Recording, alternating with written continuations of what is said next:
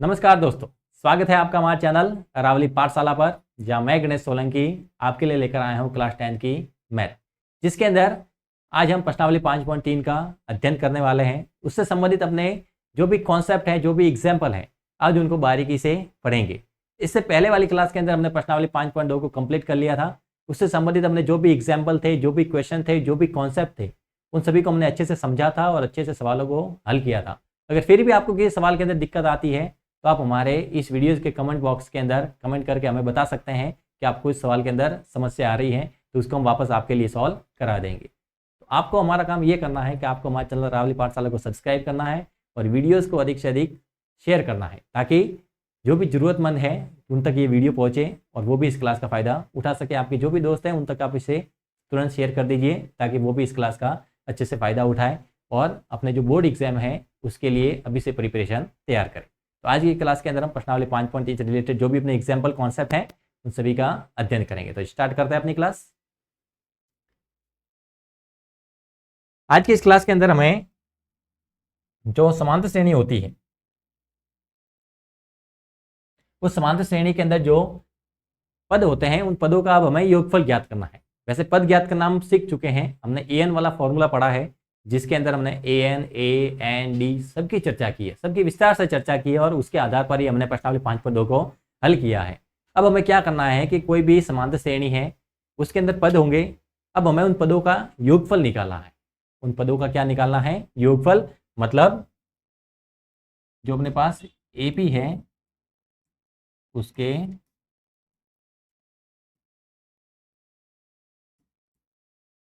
n पदों का योगफल पढ़ना। जो अपने पास AP होगी उसके n पदों का हमें क्या सीखना है? योगफल। अब n पदों का योगफल, इसके लिए हमें एक फॉर्मूला याद रखना है जो कि होता है SN। SN मतलब सब ऑफ n, मतलब n पदों का योग। अगर आप एक पद का योग निकाल रहे हैं तो यहाँ पर S1 हो जाएगा, 2 पदों का योग लिख रहे हैं तो S2, 10 पदों का योग लिख रहे हैं तो S10, अगर 5 पदों का योग लिख रहे हैं तो S5। तो जितने पदों का आप योग निकालते हैं वो n की वैल्यू आपको यहाँ पर पुट करनी है। इसके लिए जो फॉर्मूला होता है वो होता है n/2 2a plus n-1 d। ये अपने SN का फॉर्मूला है। आपको n की आवश्यकता पड़ेगी, a की आवश्यकता पड़ेगी और d की आवश्यकता पड़ेगी। अब आप किसी भी समांतर श्रेणी की बात करते हैं तो जब समांतर श्रेणी दी होती है तो वहां से आप प्रथम पद का मान लिख सकते हैं, a की वैल्यू निकाल सकते हैं और वहां से आप सारवंतर की वैल्यू भी पता कर सकते हैं।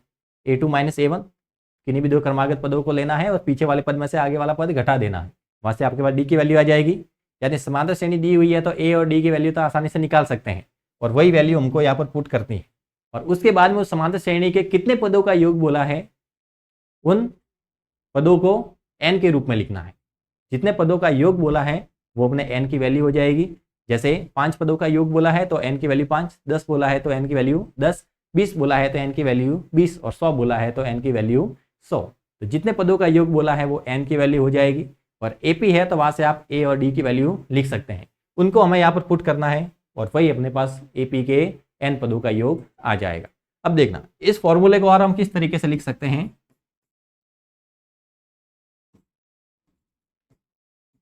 n/2, देखना ये 2a है, इस 2a को हम क्या लिख सकते हैं? a + a लिख सकते हैं। इसको अगर हम तोड़ने जाए तो a + a, 2a को हमने क्या लिखा? a + a, फिर n-1 d। 2a को हमने तोड़ के क्या लिखा है? a + a। लेकिन जैसे ही हमने इसे a + a के रूप में लिखा, अब ये देखना ये भाग अपने पास a + n-1 d। पूरी प्रश्नावली 5.2 हमने इसी के बेस पर पढ़ी थी कि a + n-1 d ये होता है अपने पास an। ये क्या होता है? an। और an को हम l भी बोलते हैं। an मतलब अंतिम पद है और अंतिम पद को हम क्या बोलते हैं? l, लास्ट पद। इस पूरे को हटाकर हम इसकी जगह an लिख सकते हैं या फिर l लिख सकते हैं। तो Sn बराबर क्या हो जाएगा? n/2 a + n। ये भी अपने पास n पदों के योगफल का फॉर्मूला है। Sn बराबर n/2 a + l। कि आपके पास कोई समांतर श्रेणी ऐसी दी हुई है जिसका अंतिम पद आपको दिया हुआ है और प्रथम पद भी दिया हुआ है, तो वहां पर आप डायरेक्ट इस फॉर्मूले का यूज कर सकते हैं कि n की जगह जितने पदों का योगफल निकालना है वो लिख देंगे, प्रथम पद यहाँ आ जाएगा, लास्ट पद यहाँ पर आ जाएगा, कैलकुलेशन उल्टा सिंपल हो जाएगी। तो जब भी किसी समांतर श्रेणी का अंतिम पद दिया गया है तो वहां पर कोशिश करनी है कि आप इस दूसरे वाले फॉर्मूले का यूज करें और यहाँ से आप उसको शॉर्ट में हल करें। और ये वाला फॉर्मूला कब यूज करना है? जब आपके पास अंतिम पद नहीं है, जब आपके पास जो श्रेणी है वो अनिश्चित है। जब श्रेणी अनिश्चित है तो आप इसका यूज कर सकते हैं, और जब श्रेणी निश्चित है मतलब अंतिम पद दिया गया तब आप इसका यूज कर सकते हैं। दोनों फॉर्मूले अलग अलग नहीं है, दोनों फॉर्मूले एक है। अब अपनी जो प्रश्नावली 5.3 है वो इसी के बेस पर चलेगी, और इसी प्रश्नावली 5.3 के अंदर में प्रश्नावली 5.2 तक जो भी कॉन्सेप्ट पढ़े हैं उन सभी का उपयोग करना है। तो चलो स्टार्ट करते हैं अपने एग्जाम्पल और वहां से इनको बेहतर तरीके से समझने की कोशिश करते हैं। अपने पास उदाहरण 11 है कि एपी 8 3 -2 के प्रथम 22 पदों का योग ज्ञात कीजिए। अगर इस एपी की बात करें तो यहां से ए की अगर वैल्यू लिखे तो कितनी आ जाएगी? 8। ए की वैल्यू हम कितनी लिख सकते हैं? 8 लिख सकते हैं। यहां से अगर डी का मान निकालना है तो डी का मान हो जाएगा A2 - A1। A2 की वैल्यू कितनी है? 3 माइनस A1 की वैल्यू कितनी है? 8। 3 में से 8 घटाना है, बड़ी संख्या माइनस की है तो माइनस का निशान आ जाएगा, और 8 में से 3 गया तो 5, मतलब सार अंतर कितना आया? -5। आप देख सकते हैं 8 से 3 हुआ है मतलब मान कम हुआ है, और कितना कम हुआ है? 5 कम हुआ है, इसलिए डी का मान -5 आया है। ए की वैल्यू पता चल गई, डी की वैल्यू पता चल गई। अब ये श्रेणी अनिश्चित है मतलब इसके अंदर अंतिम पद तो दिया हुआ नहीं है, मतलब ये वाला फॉर्मूला यूज नहीं होगा। कौन सा फॉर्मूला यूज करेंगे? ये पहला वाला। देखना, ए की वैल्यू है अपने पास, डी की वैल्यू है, और इसके प्रथम 22 पदों का योग ज्ञात करने को बोला है, मतलब एसएन वाला फॉर्मूला यूज कर सकते हैं। SN n/2 2a + n-1 D. कितने पदों का योग बोला है? 22 पदों का योग बोला है, मतलब n की जगह कितना पुट कर देना है? 22। अब ये अपने पास कितना हो जाएगा? S22 22/2 2, a की जगह कितना आ जाएगा? 8 प्लस n की जगह कितना आ जाएगा अपने? 22 - 1, और d की जगह कितना आ जाएगा? -5। क्या किया है? n की वैल्यू पुट की है, a की वैल्यू पुट की है, और d की वैल्यू पुट की है। ये S22 हो गया n/2, मतलब n की जगह 22 रखा तो 22/2, a की जगह 8 लिख दिया, n की जगह 22 लिखा, और d की जगह -5 लिख दिया। S22 22/2। अब 22 के अंदर 2 का भाग देंगे तो अपने पास कितना आ जाएगा? 11। 2 × 8 ये हो जाएगा 16, प्लस 22 - 1 ये हो जाएगा 21 इंटू -5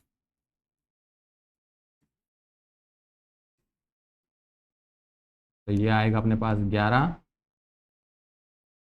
16 21 पंजे 105। अब प्लस और माइनस और बीच में गुणा का निशान, जब भी विपरीत चिन्हों का गुणा होता है तो माइनस आता है, तो 16 - 105।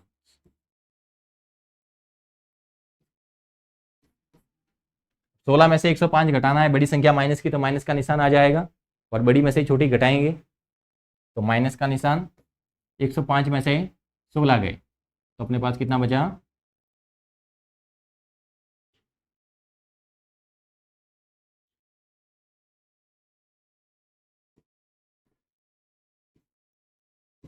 -89।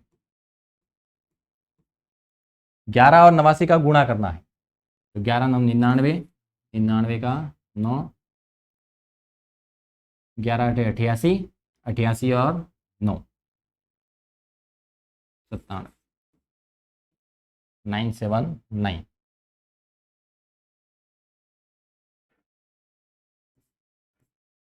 ये अपने पास आएगा 22 पदों का योग -979, माइनस का 979, ये इसके 22 पदों का योग है।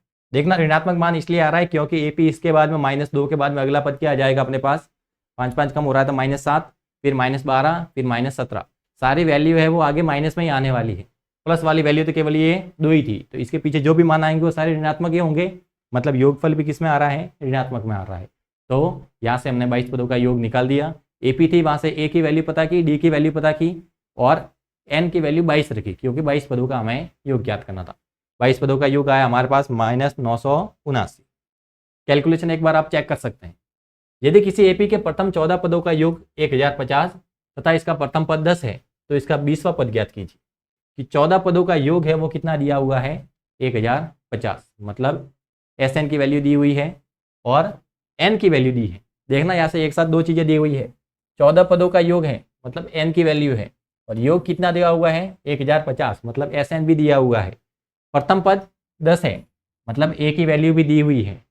हमें 20वां पद ज्ञात करना है। 20वां पद ज्ञात करना है तो 20वां पद ज्ञात करने के लिए ए की वैल्यू तो है केवल 19d, मतलब डी का मान ज्ञात करना है।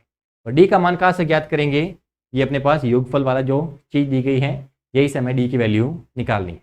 देखना लिखा हुआ है 14 पदों का योग, मतलब S14 कितना दिया है, 1050 और ए बराबर कितना दिया हुआ है, 10।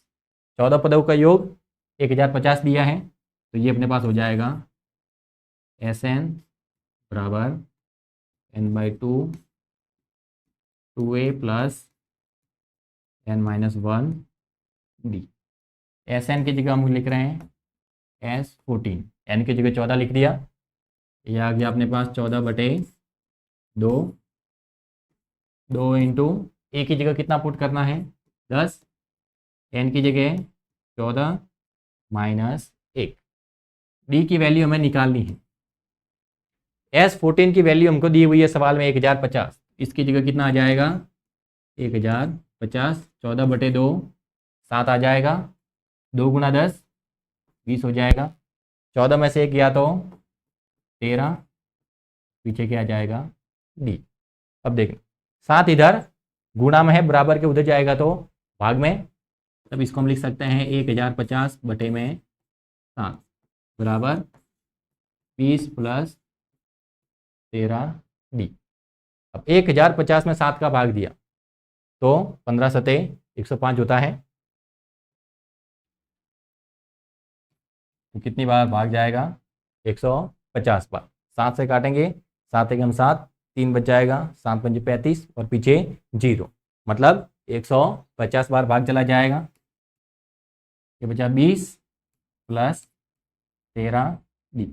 प्लस का 20 है उधर जाएगा तो माइनस का हो जाएगा, 150 माइनस 20 बराबर 13 डी। 150 में से 20 घटाएं तो अपने पास आ गया 130 बराबर 13 डी। 13 गुणा में है उधर जाएगा तो भाग में, 130 बटे 13 बराबर डी, कितना आ गया, 10।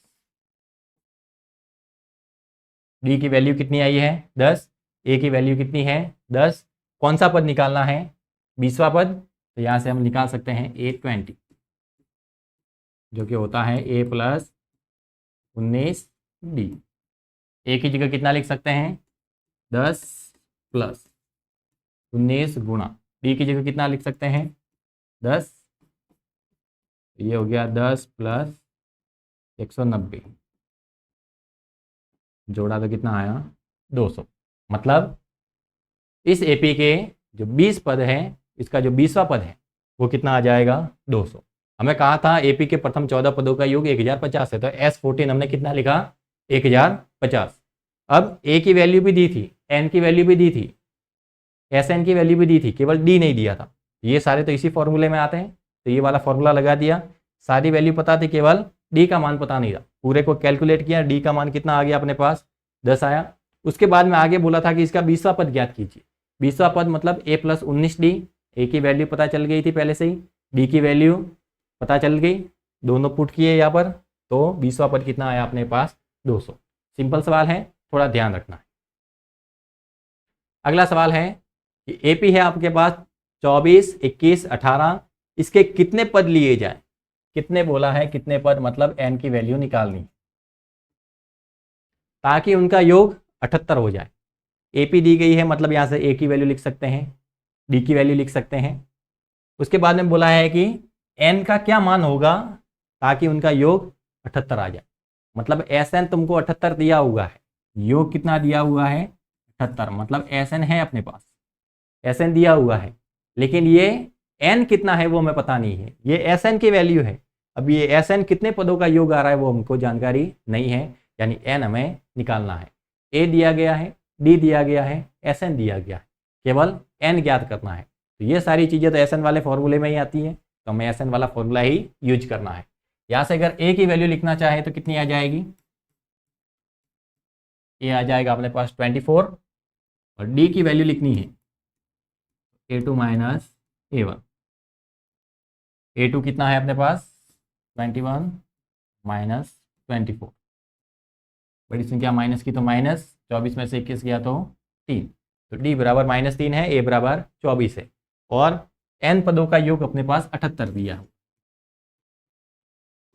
Sn बराबर कितना दिया है 78, कि माना n पदों का योग 78 है। बोला है कितने पद लिए जाए ताकि उनका योग 78 हो जाए, तो हमने कहा कि n पद लिए जाए। यहाँ पर लिख सकते हैं माना n पदों का योग 78। हमने मान लिया कि n पदों का योग कितना है 78, तो Sn बराबर कितना हो गया 78। अब Sn वाला फॉर्मूला पता होना चाहिए, n/2 2a plus n-1 d। Sn की जगह कितना पुट करेंगे, Sn की वैल्यू अपने पास है 78, आ गया 78। n की वैल्यू अब की बार नहीं है, तो n को एज इट इज रखना है। उसके बाद में 2a, a की वैल्यू कितनी है अपने पास 24 है, लिख दिया 24, n-1, और d की वैल्यू कितनी है -3। ये 2 इधर भाग में है, उधर जाएगा तो गुणा में, 78 गुणा 2 कितना हो जाएगा 156, ये n 2 × 24 ये हो जाएगा 48। अब -3 का अगर अंदर मल्टीप्लाई कराएं तो -3 और n गुणा होते ही कितना हो जाएगा -3n, -3 और -1, माइनस का गुणा प्लस, और ये प्लस का 3, ये हो गया अपने पास 156, ये हो गया n। यहाँ से 48 और 3 51 -3 है। अब n को अगर अंदर भेजें तो ये अपने पास हो जाएगा 51n -3n²। n को अंदर भेजा तो 51 और n का गुणा हुआ तो 51n, और n और 3n का गुणा हुआ तो 3n²। अब इन दोनों को अगर बराबर के उधर भेजे तो अपने पास क्या हो जाएगा, 3n² माइनस का था, उधर गया तो प्लस का, 51n प्लस का था, उधर गया तो माइनस का, और प्लस का 156 वहाँ पर पहले से ही मौजूद था, इधर क्या बचेगा 0, मतलब सारा हमने उधर भेज दिया। अब देखना n की घात 2 आ गई है, मतलब ये अपने पास द्विघात समीकरण बना है। क्या बना है, द्विघात समीकरण। अब हमें इस द्विघात समीकरण को हल करना है। तो द्विघात समीकरण बना है मतलब यहाँ पर n के 2 मान आएंगे। n के कितने मान आएंगे 2 मान, मतलब यहाँ पर जो पद लेने हैं उसके लिए अपने पास n की 2 वैल्यू आएगी।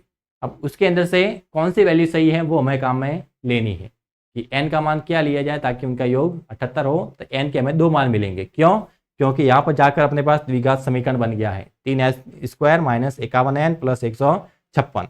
अब देखें तो सभी है ये 3 के गुणज है, मतलब इसके अंदर भी 3 है, इसके अंदर भी 3 है, इसके अंदर भी 3 है। 3 यहाँ से कॉमन ले सकते हैं, 3 कॉमन लिया, ये बचा n² माइनस ये बचा 17n, क्योंकि 17 × 51 होता है, प्लस यहाँ से अगर 3 कॉमन ले तो ये अपने पास कितना हो जाएगा 3 × 5 = 15 और 3 दूनी 6, मतलब 52 बराबर 0। 3 गुणा में है, इधर जाएगा तो भाग में, और 0 में भाग जाएगा तो 0, मतलब अपने पास द्विघात समीकरण क्या बना n² - 17n + 52 बराबर 0। अब देखना, अब इसको हल करने के अपने पास 2 तरीके हैं। एक तो वो तरीका जिसके अंदर हम उसके अभाज्य गुणनखंड करते हैं, और दो दो के जोड़े बनाकर हल करते हैं, और एक वो जिसके अंदर हम श्रीधर आचार्य सूत्र या द्विघात सूत्र का इस्तेमाल करते हैं। हम इसको अभाज्य गुणनखंड की सहायता से हल करने का प्रयास करते हैं। देखना, बीच वाले पद के हमें टुकड़े करते हैं। इसके टुकड़े ऐसे चाहिए कि गुणा करने पर 52 आ जाए, और उसको जोड़े या घटाए तो कितना आ जाए, 17। चिन्ह से अपने कोई लेना देना नहीं होता कि गुणा करने पर तो 52 चाहिए और जोड़ने या घटाने पर कितना आना चाहिए, 17। तो 52 के टुकड़े करते हैं जरा। ऐसी कौन कौन सी संख्या है जिसका गुणा करने पर 52 आता है? ठीक है, बात करते हैं तो 2 और 26, फिर 13 और 4, फिर 1 और 52। अब इससे ज़्यादा तो मेरे ख्याल से हमें ढूंढने की जरूरत ही नहीं पड़नी चाहिए। इससे ज़्यादा तो इसे ढूंढने की जरूरत ही नहीं पड़नी चाहिए, क्योंकि जब हम 13 और 4 को जोड़ते हैं तो ही अपने पास 17 आ जाता है, और 13 चौक 52 होता है। मतलब इसके जो टुकड़े होंगे वो तो क्या होंगे, 13 और 4। अब माइनस लगा हुआ है, मतलब ये दोनों किसके हो जाएंगे, माइनस के। दोनों किसके कहलाएंगे, माइनस के, क्योंकि माइनस जैसे ही अंदर आएगा तो इन दोनों को चेंज कर देगा। दोनों प्लस के थे, दोनों किसके हो जाएंगे, माइनस के। तो इसको हम क्या लिख सकते हैं,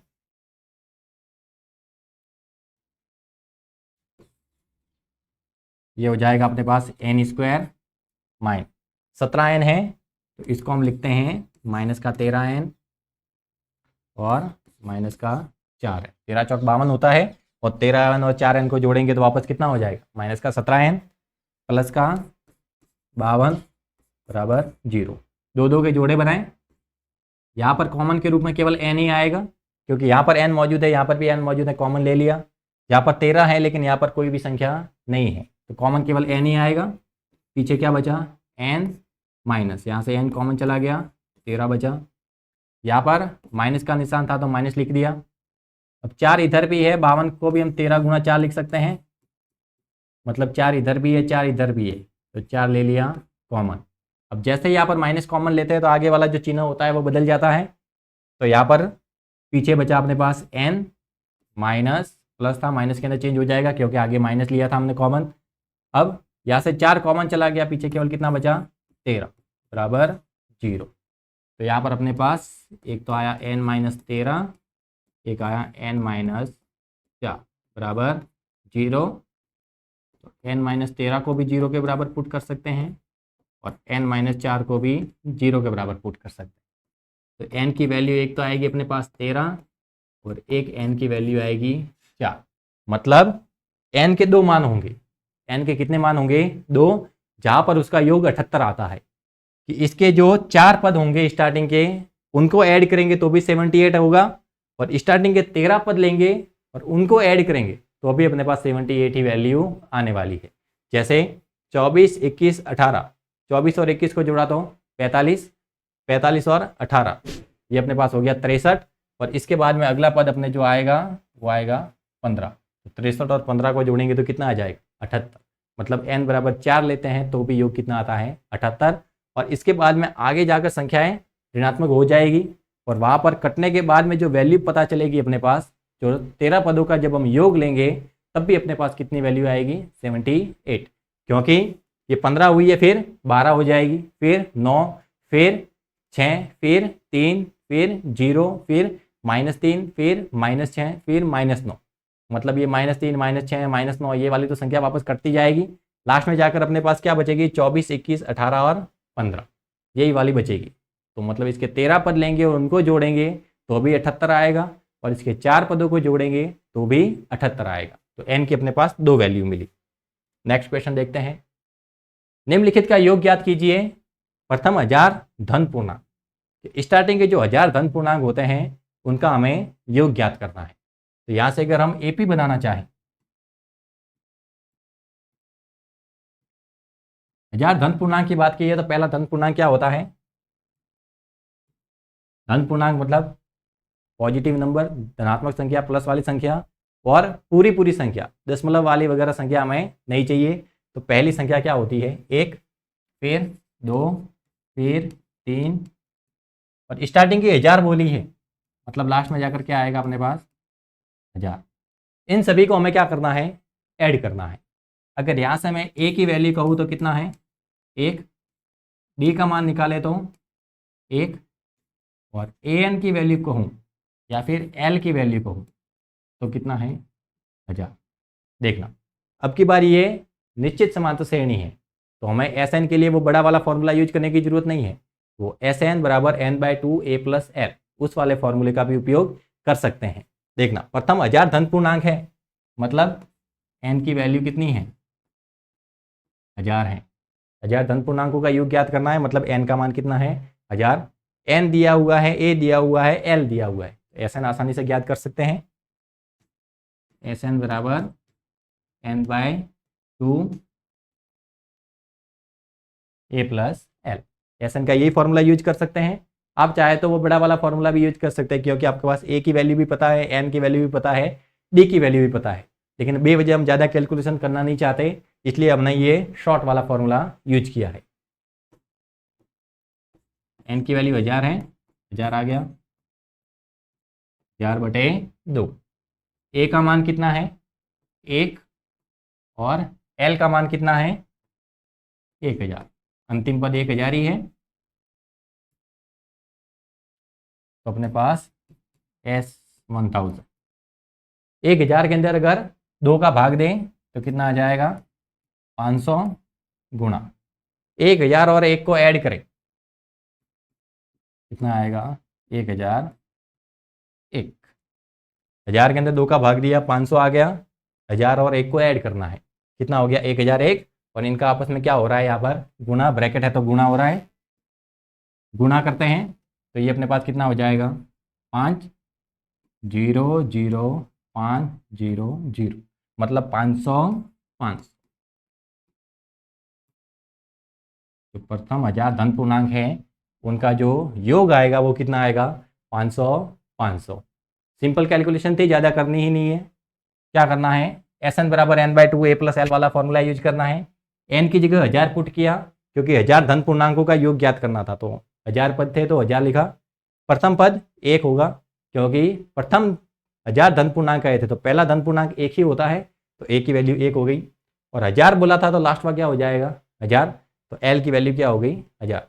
n की जगह 1000 पुट किया, 1 की जगह 1 पुट किया, और l की जगह 1000 रखा, तो 1000/2 500, 1 प्लस 1000 1001, तो 1001 और 500 का गुणा किया तो अपने पास आया 500 500। सिंपल कैलकुलेशन है, ज़्यादा दिमाग लगाने की भी आवश्यकता नहीं है, सिंपली थोड़ा बहुत सोचते हैं तो भी सवाल हो जाता है। अगला है प्रथम n धन पूर्णांक। अब की बार n के बारे में बोला, अब की बार 1000 नहीं कहा है, अब की बार कहा है कि जो अंतिम पद है वो क्या है n। तो यहाँ पर अगर AP बनाएंगे तो क्या होगा अपने पास 1 2 3। पिछली बार ये AP 1000 पर ख़त्म हो रही थी, अब की बार कहाँ पर ख़त्म होगी n पर। कहा है कि इसका जो अंतिम वाला पद है वो क्या है n है, तो हमें n धन पूर्णांकों का योगफल ज्ञात करना है। यहाँ से अगर a की वैल्यू लिखना चाहेंगे तो कितनी आ जाएगी 1, d की वैल्यू लिखेंगे तो कितनी आ जाएगी 1, n का मान n ही है, और जो l है वो भी n है, मतलब पद भी n है, अंतिम पद भी क्या है n। Sn वाला फॉर्मूला यूज कर सकते हैं, Sn बराबर n/2 a प्लस एल, क्योंकि अंतिम पद दिया हुआ है तो ये वाला ही फॉर्मूला यूज करेंगे। Sn n पदों का योग है तो n आ जाएगा, n की जगह n ही रखना है, a की जगह कितना आ जाएगा 1 प्लस l की जगह कितना आ जाएगा n।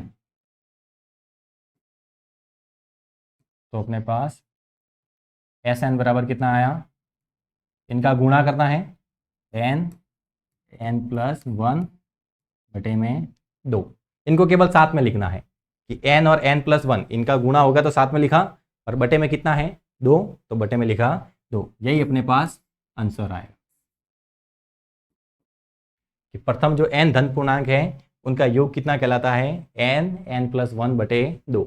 आपको ये बड़े सवाल के रूप में तो नहीं, लेकिन छोटे सवाल के रूप में आपको ये अच्छे से तैयार रखना है कि जब किसी भी 1000 स्टार्टिंग के जो 1000 धन पूर्णांक है उसका योगफल पूछता है तो वो आपको 500 500 बताना है।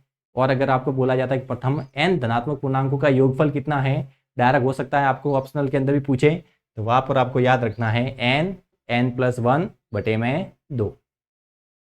नेक्स्ट क्वेश्चन है अपने पास कि संख्याओं की सूची के प्रथम 14 पदों का योग ज्ञात कीजिए जिसका nवां पद an बराबर 3 + 2n से दिया जाता है।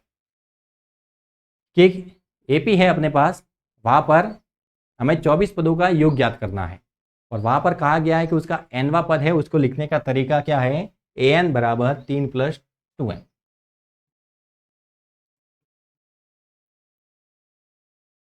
an बराबर क्या है, 3 + 2n, ये nवां पद है। अब देखना, अगर nवां पद ये है तो n की वैल्यू हम यहाँ पर पुट करते जाएं, अपने पास पद आते जाएंगे। अगर यहाँ पर मैं n की जगह 1 रखता हूँ तो ये क्या हो जाएगा, a1 यानी प्रथम पद, तो ये हो जाएगा 3 + 2 1 यानी 3 + 2 5, प्रथम पद 5 आ जाएगा। फिर n बराबर 2 रखे तो ये क्या हो जाएगा, 3 + 2 × 2, तो 2 × 2 4 और प्लस का 3 कितना हो जाएगा 7।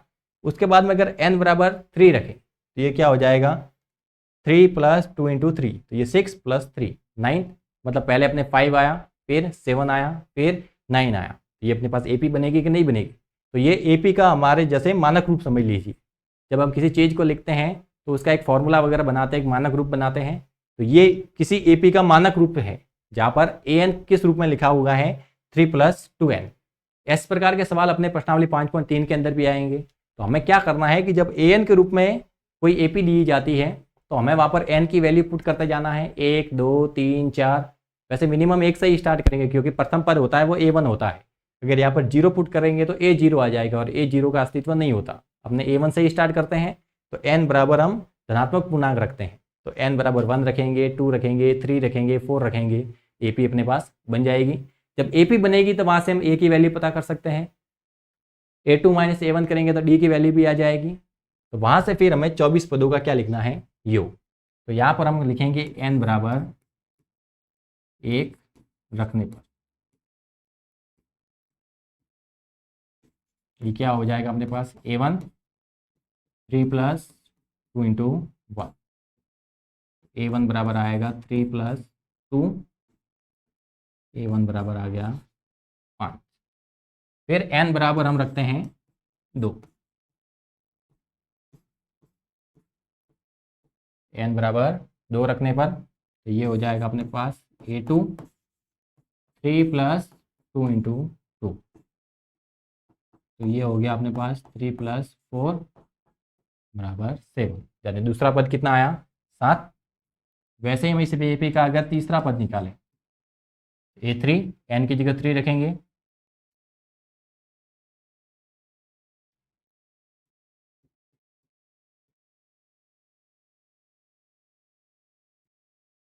n बराबर 3 रखने पर क्या हो जाएगा, a3 3 + 2 × 3, तो ये हो गया आपने 3 + 6, तीसरा पद क्या हो गया, 9। अतः जो AP है वो क्या बनेगी अपने पास, प्रथम पद 5, फिर 7, फिर 9 और ऐसे ही AP आगे की ओर चलती रहेगी। अब ये अनिश्चित है तो आगे कितने भी पद निकाल सकते हैं। यहाँ से अगर A की वैल्यू लिखना चाहे तो कितनी आ जाएगी, 5। D की वैल्यू लिखनी है तो 7 - 5, तो D बराबर आ जाएगा 2। अब सवाल के अंदर कहा गया है कि इसके प्रथम 24 पदों का योग ज्ञात करना है। इस सूची के 24 पदों का योग ज्ञात करना है, मतलब SN वाला फॉर्मूला यूज करेंगे, n/2 2a + n - 1 d। अगर ये निश्चित होती तो शॉर्ट वाला फॉर्मूला यूज करते हैं, अब ये अनिश्चित है तो हमने ये लॉन्ग वाला फॉर्मूला यूज किया है। 24 पदों का योग ज्ञात करना है, मतलब n की जगह कितना आ जाएगा, 24 S24 हो गया। n की जगह 24 पुट करेंगे, 24 पदों का योग है तो पद कितने हैं, 24। 2 × a की जगह कितना पुट करना है, 5 प्लस n की जगह 24 - 1 और d की जगह कितना आ जाएगा, 2। तो ये आ गया 24/2, 12, 2 गुणा 5 10, 24 माइनस 1 23 गुणा 2। केवल कैलकुलेशन है, ध्यान रखनी है। 24 के अंदर 2 का भाग दिया, 12 आ गया। 2 गुणा 5 10, प्लस का निशान तो प्लस, 24 में से 1 गया 23 और गुणा में 2, ये आया 12, 10 प्लस 23 दूनी 46, ये 12, 46 और 10 को ऐड किया तो 56, 12 और 56 का हमें क्या करना है, गुणा करना है। तो 12 छंग 72, 72 का 7, 12 पंजे 60, 60 और 7 67, 672। ये आया अपने पास एपी के प्रथम 24 पदों का योग। करना क्या है, अपने पास एन के रूप में एपी दी गई थी, तो एन की वैल्यू पुट करते जाना है 1 2 3 4। जैसे ही 1 2 3 4 रखेंगे तो अपने पास A1 A2 A3 A4 AP वाले पद आ जाएंगे। तो वहाँ से फिर हमने एपी का निर्माण कर देना है। एपी बनने पर हम ए की वैल्यू लिख सकते हैं, डी की वैल्यू लिख सकते हैं, और एन का मान हमको पता था क्योंकि 24 पदों का योग ज्ञात करना था। जब ए पता होता है, डी पता होता है, एन पता होता है, एस एन निकालना है, तो एस एन वाला फॉर्मूला लगा देते हैं। एस एन वाला फॉर्मूला है अपने पास n/2 2a + n - 1 d। N पता था, ए पता था, डी पता था, ऐसा नहीं तो कैलकुलेट करना था। इस पूरे को कैलकुलेट किया तो अपने पास वैल्यू कितनी आई, 672। नेक्स्ट क्वेश्चन देखते हैं इसका। टीवी सेटों का निर्माता तीसरे वर्ष में 600 टीवी तथा 7वें वर्ष में 700 टीवी सेटों का उत्पादन करता है, यह मानते हुए कि प्रत्येक वर्ष उत्पादन में एक समान रूप से एक निश्चित संख्या में वृद्धि होती है, ज्ञात कीजिए प्रथम वर्ष में उत्पादन कितना हुआ है। देखना, सवाल अपने 5.2 जैसा है। यहाँ पर योग से अपने कोई लेना देना नहीं है, योग से अपने कोई लेना देना नहीं है। अपने ये जो सवाल है वो एन वाले फॉर्मूले से रिलेटेड है। कहीं पर भी योग की बात नहीं की गई है, तो बेवजह एस एन वाले फॉर्मूले को छेड़ना नहीं है। कहा गया है टीवी सेटों का निर्माता तीसरे वर्ष में 600 टीवी तथा 7वें वर्ष में 700 टीवी सेटों का उत्पादन करता है। मतलब तीसरे वर्ष में टीवी का उत्पादन,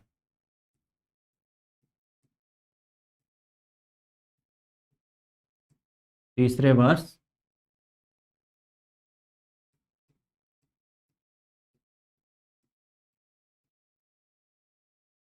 टीवी सेटों का उत्पादन बराबर A3 लिख सकते हैं, और कितना है 600। अब A3 है तो इसको क्या लिखेंगे हम, A + 2D बराबर 600। इक्वेशन नंबर 1 लिखा गया है। 7वें वर्ष में 700 टीवी सेटों का उत्पादन किया गया। 7वें वर्ष में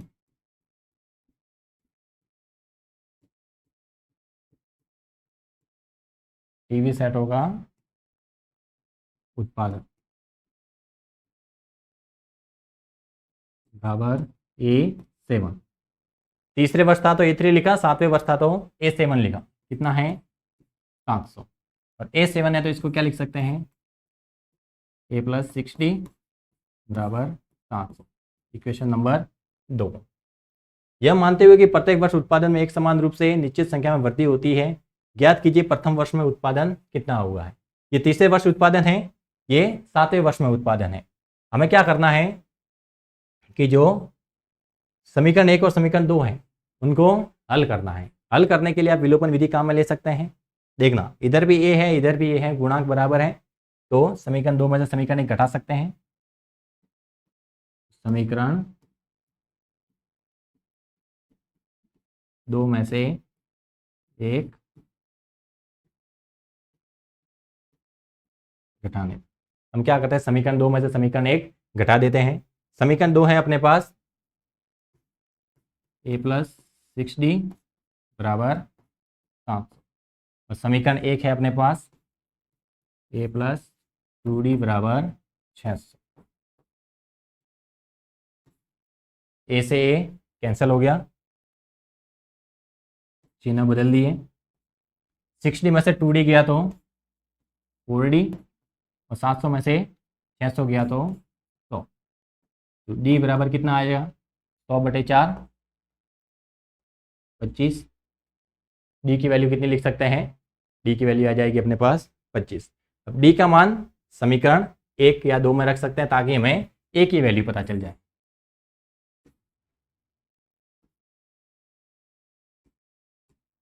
डी का मान समीकरण 1 में रखने पर, डी का मान किसके अंदर रख रहे हैं? समीकरण 1 के अंदर। तो अपने हो जाएगा ए प्लस 2 इंटू डी की जगह 25 बराबर 600। तो ए प्लस 25 दूनी 50 बराबर 600। तो ए बराबर आएगा 600 माइनस 50। तो ए बराबर कितना आया अपने पास? 550। कितना आ गया? 550। यानी जो प्रथम वर्ष में उत्पादन है वो अपने कितना आया है? 550। और वही अपने पहला क्वेश्चन था कि प्रथम वर्ष में उत्पादन पता करना है। तो प्रथम वर्ष में उत्पादन कितना आया? 550। आप ए की वैल्यू से पता कर सकते हैं कि प्रथम वर्ष के अंदर उत्पादन 550 है, डी की वैल्यू 25 है, मतलब हर साल 25-25 का उत्पादन बढ़ेगा।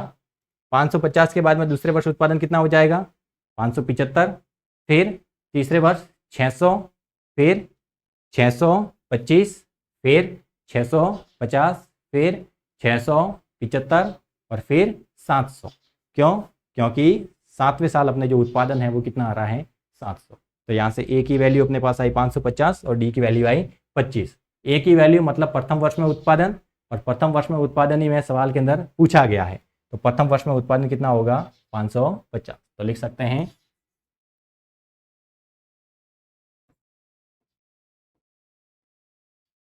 प्रथम वर्ष में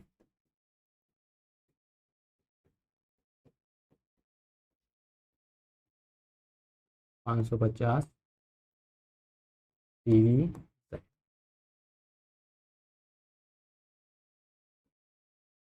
कि प्रथम वर्ष में जो टीवी सेटों का उत्पादन होता है वो कितना होता है? 550। प्रथम वर्ष के अंदर 550 टीवी का उत्पादन किया जाता है। इसका नेक्स्ट क्वेश्चन देखते हैं। टीवी सेटों का निर्माता तीसरे वर्ष में 600 तथा 7वें वर्ष में 700 टीवी सेटों का उत्पादन करता है। सेम क्वेश्चन है। अब की बार केवल कहा है कि 10वें वर्ष में उत्पादन कितना है। अब की बार बोला है 10वें वर्ष में उत्पादन कितना है। जब हमने सवाल को पहले हल किया है तो वहां से हमें पता चला है कि ए बराबर कितना है? 550 और डी बराबर कितना है? 25 है। अब 10वें वर्ष में उत्पादन है, आप चाहे तो यहाँ पर एपी भी लिख सकते हैं। एपी बन गई है अपने पास 550, 575, 600 और ऐसे ही एपी आगे की ओर चलती जा रही है। तो ए की वैल्यू यहाँ से हमने लिखी 550, डी की वैल्यू लिखी 25। अब बोला है 10वें वर्ष में उत्पादन, मतलब A10 हो जाएगा ए प्लस 9T। ए की वैल्यू आ गई 550, 9 इंटू डी की वैल्यू हो गई अपने पास 25। तो यह आया अपने पास 550 प्लस 25 इंटू 9 225। 550 और 225 को ऐड करें, 500 और 200 700 और 50 और 25 75। तो हो गया 775।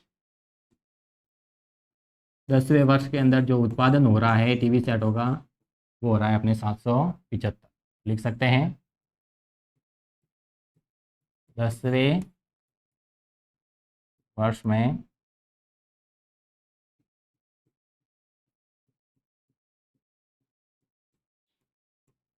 टीवी सेटों का उत्पादन बराबर 775। इसका नेक्स्ट क्वेश्चन देखते हैं। कहा गया प्रथम 7 वर्षों में कुल उत्पादन कितना हुआ है वो पता करना है। एपी है अपने पास 550, 575, 600। प्रथम 7 वर्षों में कुल उत्पादन मतलब अगली बार योग बोला है। कुल उत्पादन कब आएगा? जब पहले साल का, दूसरे साल का, तीसरे साल का, चौथे साल का, 5वें साल का, छठे साल का और 7वें साल का उन सभी को ऐड करेंगे तभी तो उसका कुल उत्पादन आएगा।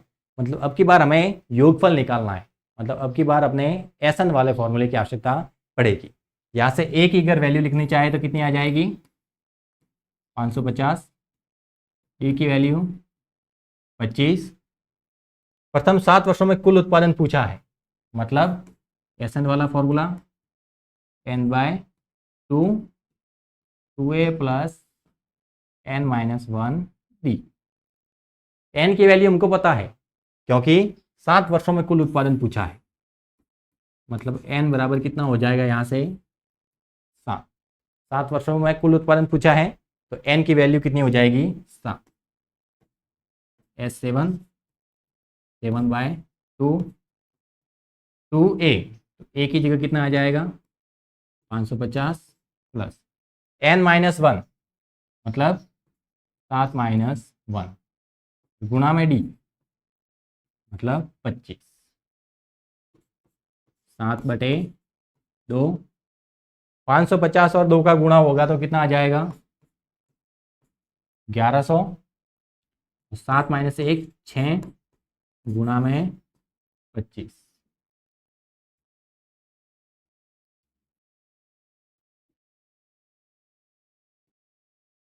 ये अपने पास आ गया 7/2 1100 और 25 गुणा 6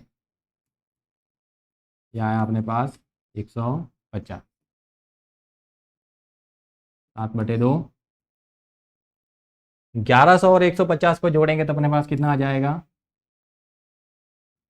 1250। 2 से काट सकते हैं तो आएगा 7 × 1250 को काटा तो अपने पास कितना आया 625। तो 625 गुणा 7, 7 का गुणा करें 7 × 35 का 5 हासिल 3 7 दूनी 14 और 3 17 17 का 7 हासिल 1 7 6 42 और 1 43, मतलब 4375 प्रथम 7 वर्षों में कुल उत्पादन। प्रथम 7 वर्षों में कुल टीवी सेटों का उत्पादन बराबर कितना आ गया 4375। अपने पास जब एपी बन गई है तो उसके बाद में हमें सवाल करने के अंदर बिल्कुल भी समस्या नहीं आती। तो एपी हमें पहले बनानी है, जब एपी बन जाएगी तो वहाँ से आप ए और डी की वैल्यू लिख सकते हैं। यहाँ पर एन की वैल्यू दी गई थी तो यहाँ पर हमें पदों का योग निकालना था। एन की वैल्यू थी, ए की वैल्यू थी, डी की वैल्यू थी, ऐसे नहीं तो कैलकुलेट करना था केवल। तो एन की जगह 7 पुट किया, ए की जगह 550, एन की जगह 7 और डी की जगह 25, मल्टीप्लाई किया तो 1100, 7 - 1 6 गुणा 25 और 25 और 6 का गुणा किया तो 150। 150 और 1100 को ऐड किया तो 1250, 2 से काटा 625 और 7 के साथ में मल्टीप्लाई किया तो आया 4375। इसके जो आगे वाला सवाल था उसके अंदर 10 वर्ष में उत्पादन पूछा था, तो 10वें वर्ष के अंदर उत्पादन के लिए 10वां पद निकाला जो कि कितना है अपने पास 775। इसके पहले वाले सवाल के अंदर हमें कहा था कि प्रथम वर्ष में उत्पादन। अब प्रथम वर्ष में उत्पादन मतलब ए का मान निकालना था। अब ए का मान निकालने के लिए अपने पास इक्वेशन दी गई थी कि तीसरे वर्ष में 600 टीवी और 7वें वर्ष में 700 टीवी का उत्पादन हो रहा है। तो यहाँ मतलब A3 दिया था और A7 दिया, तो वहाँ से हमने ए और डी की वैल्यू कैलकुलेट कर ली और वहाँ से ए की वैल्यू अपने पास आई 550। यानी प्रथम वर्ष के अंदर जो टीवी सेटों का निर्माण हो रहा था वो हो रहा था 550। इसके साथ ही अपने जो एग्जाम्पल थे प्रश्नावली 5.3 से रिलेटेड वो अपने सारे एग्जाम्पल यहाँ पर खत्म होते हैं। हमें आशा है कि आपको ये सारे एग्जाम्पल अच्छे से समझ में आए होंगे। सिंपल क्वेश्चन है, केवल थोड़ा बहुत ध्यान रखने की आवश्यकता है, थोड़ा ध्यान से करते हैं तो सारे के सारे सवाल आसानी से हो जाते हैं।